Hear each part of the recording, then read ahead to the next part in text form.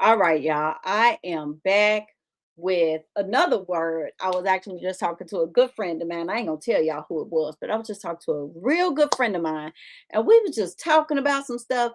So today's word of the day is pay attention, y'all. Pay attention. Okay. Pay attention to who you pour into. And I'm not just talking about money. Okay, because a lot of us get that confused with, oh, you need to watch who you give money to. Everything not all the ways about money. Okay. I'm talking about your time, your influence, your platform, your resources, your connections, your prayers, your shares, your purchases, right? Your encouragement, your gifts, because sometimes we can become so committed to helping somebody else build what God gave them that we don't notice they have absolutely no interest in helping us steward what God gave us. And before somebody twists this, no, we don't give just to get something back. Okay. That's not what I'm saying. Jesus teaches us to give, He teaches us to serve, He teaches us to love, to help. But the Bible also teaches us to have discernment. And there comes a point when you have to ask, am I in a relationship or have I become a resource? Because some people don't necessarily value you. They value what you provide. They value your audience. They value your connections. They value your loyalty. They value the fact that when they launch something, you're there. When they have an event, you're there. When they release a book, you buy it. When they start a ministry, you sow. When they start a nonprofit, you donate. When they need a flyer shared, you share it. Or in my situation, I create you one. When they need somebody in the room, you show up. When they need encouragement, you call. When they need a connection and you know somebody, you make the introduction. But here's the question. Here's the question. When God puts something in your hands, where are they? Not because they owe you, but because pattern reveals priorities. Popularity does not equal purpose. And sometimes we support people simply because everybody else supports them. They have the followers, they have the blue check mark, they have the microphone, they have the ministry, they have the conference, they know how to say the right thing, they know how to make the room shout. They know how to make a post go viral. And sometimes we want proximity to people like that because we think being connected to their platform somehow validates our assignment. But baby, hear me. A large platform does not automatically mean a large heart. And somebody having access does not mean that they have any intention of using that access to help anybody out but themselves. You better learn the difference because somebody can preach generosity and still not be generous. Hello. Listen, Linda. Somebody can preach community and never practice community. Somebody can preach collaboration and only collaborate when they are the beneficiary. Somebody can preach, we all win, while quietly making sure nobody around them wins bigger than they do. That's why you cannot just listen to what people say. You have to watch what they do. And reciprocity ain't always money. And I really want to make that clear because pouring back into you does not mean somebody has to match every dollar that you spend. Maybe they don't have the money. That's okay. But what do they have? Do they have knowledge? Do they have a platform? Do they have a connection? Do they have a skill? Do they have an opportunity? Do they have a room they can invite you into? Do they have information that could help you avoid a mistake?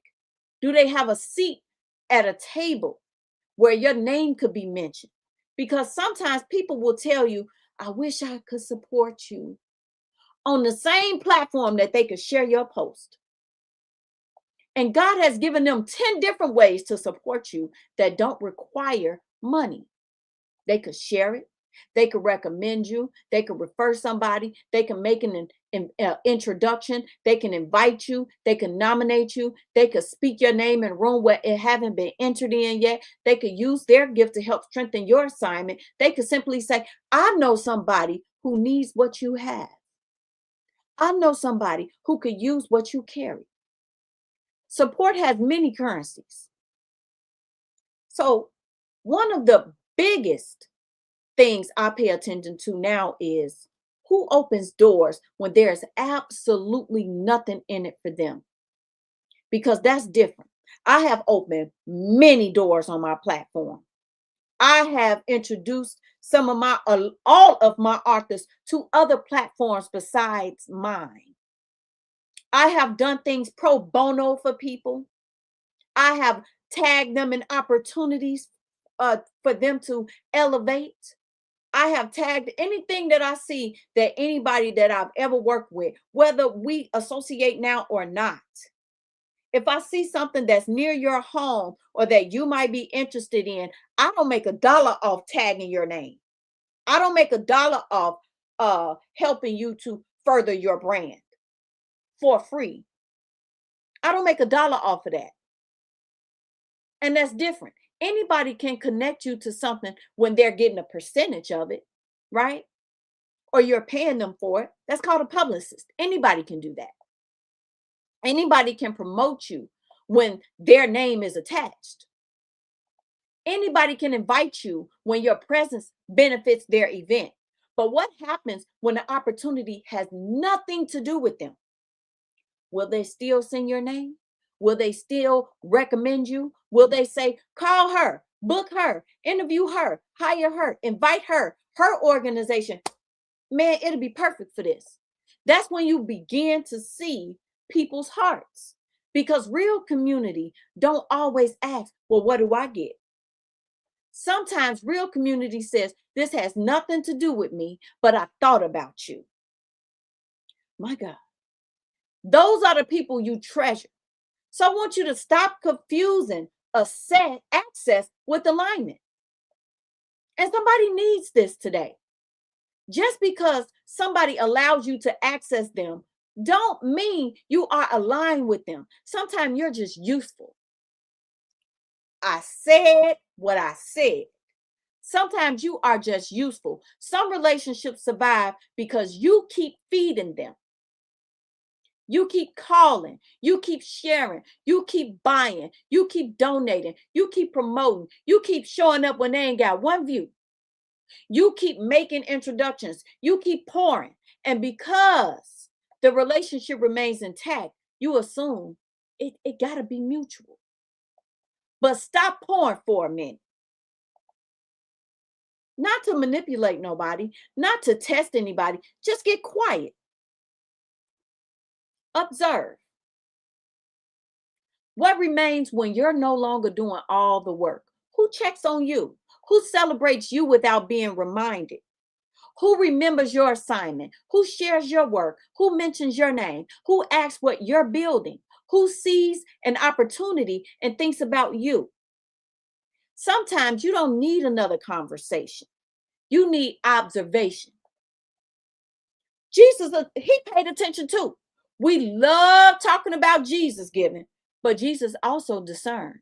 Jesus loved everybody, but everybody did not have the same level of access to him. There were crowds, there were disciples, there were 12, there were 3 different levels of proximity. And John 2:24 tells us that Jesus would not entrust himself to them, for he knew all people. I want y'all to really simmer on that for a moment, right? Jesus loved them without entrusting himself to everybody. So why do we think discernment makes us mean? See, you could love somebody and still recognize I cannot keep pouring at this level. You can pray for somebody and stop funding everything they do. You can celebrate somebody and stop exhausting your own resources trying to prove your loyalty. You can wish somebody well and recognize that the relationship is not reciprocal enough to have unlimited access to you. That ain't bitterness, that's stewardship. Your oil has value too. Some of us have become so accustomed to helping everybody else that we have forgotten God gave you an assignment too. Your oil matters too. Your vision matters too. Your nonprofit matters too. Your ministry matters too. Your business matters too. Your book matters too. Your family matters too. Your dreams matter too. Your calling matters too. And if you're constantly empty because you're pouring into everybody else's assignment, what are you going to have left for yours?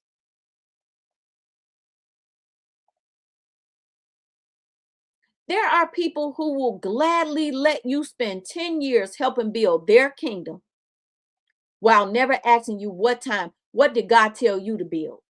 Let me help you. Pay attention.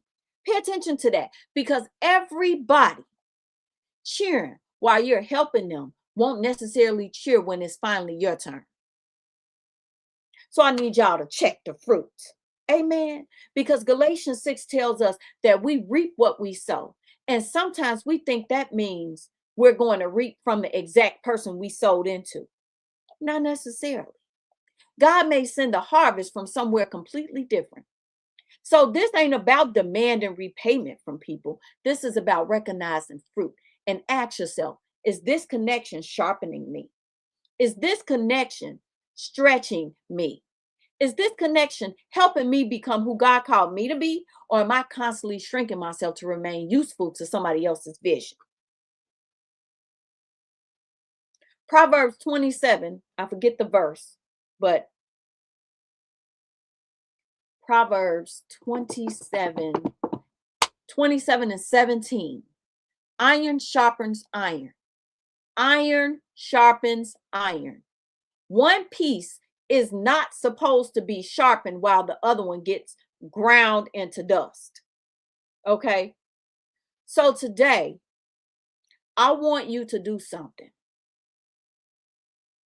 Look at where your resources have been going. Look up and down your profile page on Facebook. Who have you been sharing their content? Who have you been pouring into in the last 3-4 months? Look at where your energy has been going. Look at who gets your automatic yes. Look at whose events you never miss. Look whose products you always buy. Whose causes have you always donated to? Who posts do you share? Who phone calls you always answer? Who assignment you are a constant person to help carry? And then ask yourself, does this relationship have fruit in both directions? Again, not transactions. This is not scorekeeping. Not I did this, so you owe me that. No, I'm talking about evidence of mutual care here, people. Do they care? You shouldn't have to demand nobody to support you. Do they care about what God entrusted to you? Do they celebrate your advancement? Do they make room for your gift? Do they think of you when opportunities come? And one of the biggest questions, would they open a door for you even if they couldn't walk through it with you? Because some people love being supported. They just don't love being supportive. Some people believe in collaboration as long as they are at the center of it. Some people love your gift as long as your gift is being used to build their assignment. And that's why the word of today is pay attention. Don't become bitter. Don't start keeping receipts. Don't try to hold people feet to the fire to be your friend or be supportive to you in any way. I'm not telling you, oh, you did this, so you should demand that they do that. No, I'm saying you did this. Now watch and see what they rather do, and then place them accordingly. Don't stop being generous. Don't stop having a giving and a good heart. Just add discernment to your generosity. You don't have to announce that you're changing how you move. You don't have to make a Facebook post about it. You don't have to call anybody out. Just pay attention. Because sometimes God ain't telling you to stop loving people. He's teaching you to stop over investing in places that have already shown you, baby. They have already shown you there is no mutual fruit there for you. Keep your heart clean. Keep your hands open. Keep supporting what God tells you to support. But remember, your assignment deserves some of that oil too. And the people connected to you should not only know how to receive what's in your hands, somewhere along the way, they ought to care about what's in your heart. And that's the word of the day. Be careful who gets unlimited access to your poor. All right. Love y'all like Christ loved the church. Oh, thank you, Tia, so much. Yes, I support everybody, whether I get acknowledged for it, whether I'm recognized for it, whether they're shouting me out or they're tagging me. That used to bother me. I have given out over 60 Presidential Lifetime Achievement Awards. I have certified a lot of people, okay? I have given out so many awards, and those people, they flaunt, but they never say my name, and that's okay. It's people who talk bad about me right now that I have given Presidential Lifetime Achievement Awards to, that I have given recommendations for honorary doctorates, who I have helped them with their bestseller campaigns plenty of times. I have poured into their ministry. I've poured into whatever it is that they're doing. And now I'm the one that they can't stand. And that is okay, because what I'm going to do, I'm going to hold you accountable. But that don't mean that I'm not going to tag you in something that I see that will benefit you, whether it benefits me or not. I am acting publicist to plenty of people that don't support me. And I'm okay with that, because I know what I know now. Be careful who gets unlimited access to your poor, to what you give. Love y'all like Christ loved the church. And y'all already know I'm out of here. Peace. Yeah. Let me test it for real quick. God did that. This glowing love, this is glory. Yeah. Look at me now. God did that. Every setback he flipped that. God did that. Every mountain he moved that. God did that. Every tear he used that. God did that. Hey, through the rain and the quake, God did that. New strength, new faith, God did that. When he brought me out that waiting room, God did that. Whole glow, whole breakthrough, God did that. I walked through storms with a prayer on my lips. Devil pushed hard, but I didn't lose my grip. God held me close when the world got rough. Came out the fire looking blessed, faith tough. Mountains got high when the ground was breaking. Oil got thicker while the enemy was hating. I ain't bragging, I'm just speaking true. When you see me shining, just know who brought me through. Cause he kept me, he stretched me for his glory. Turned all my pressure into purpose that blessed me. Through every earthquake I learned to ride. That's why this joy stay multiplying. Look at me now, got it. Every battle he won that. Every mountain when he moved that. Every tear he used that. Through the rain and the quake, God did that. New strength, new faith, God did that. When he brought me out the waiting room, God did that. Whole glow, breakthrough, God did that. I remember being broken in that waiting room, but he stepped in with a joy that cleared the gloom. He said, girl, I'm the God who makes storms behave. Now I'm dancing in the freedom only Jesus gave. My mountains rose cause my earthquake shook. My praise is loud, go ahead, take a look. You can't stop what the Lord ordains. I'm proof that beauty grows through rain. He kept me, this glow is his. He blessed me, this peace is free. You see this joy, baby, that's how grace be. The whole time. Now watch his glory shine. He did it. He did it. He did it. My joy back it. He did it. My peace back it. He did it. My mind back it. He did it. He did it. My joy back it. My peace back it. He did it. He did it. He did it. He did it. My joy back. He did it. My peace back. He did it. My mind. He did it. My strength rebuilt. He did it. Yeah. Look at me now, God did that. Every setback he flipped it. God did that. Every mountain he moved it. God did that. Every tear he used it. God did that. Through the rain, through every wave. God did that. New strength, new faith. God did that. Out the waiting room in the purpose. God did that. Whole good, whole breakthrough. God did that. Yeah. Look at me now. Only one name gets the credit. God did that.